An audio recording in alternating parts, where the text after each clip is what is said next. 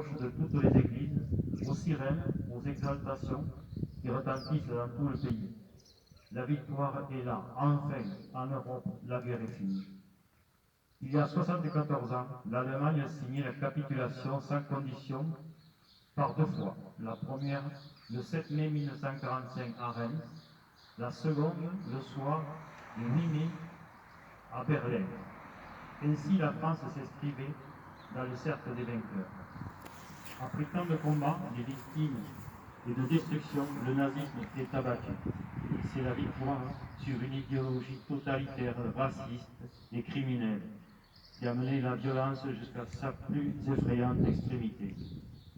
La France exprime sa reconnaissance à toutes ses filles, à tous ses fils qui ont combattu pour la patrie.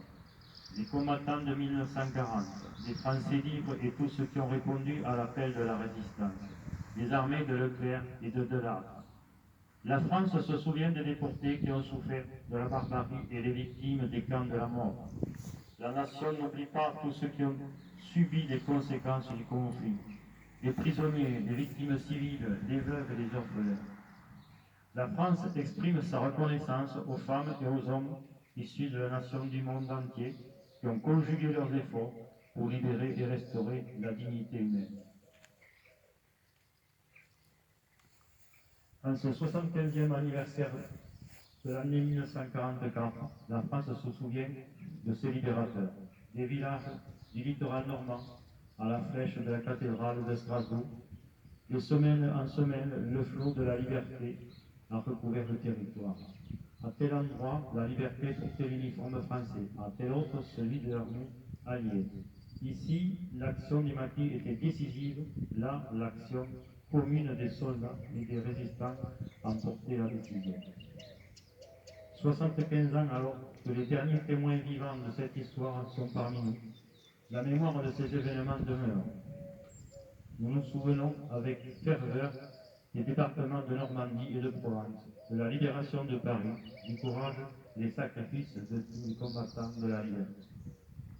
Aujourd'hui, nous remémorons les déchirures de notre continent et l'ampleur du désastre humain et moral. Ainsi, rassemblés, nous mesurons la valeur de la paix. Elle est notre héritage. Elle est la clé de voûte de la construction européenne. Elle est notre raison de vivre ensemble et préservons-la.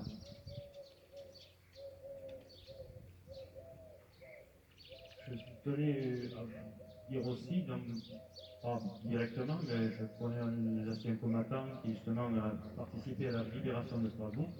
Il n'est autre que mon beau-père, Maurice Perry, qui aujourd'hui a 95 ans, qui m'a raconté, disons, la rentrée de Strasbourg.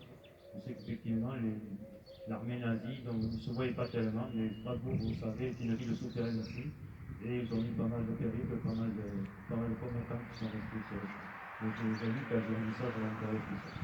Voilà ce que je connais apporter sur ça.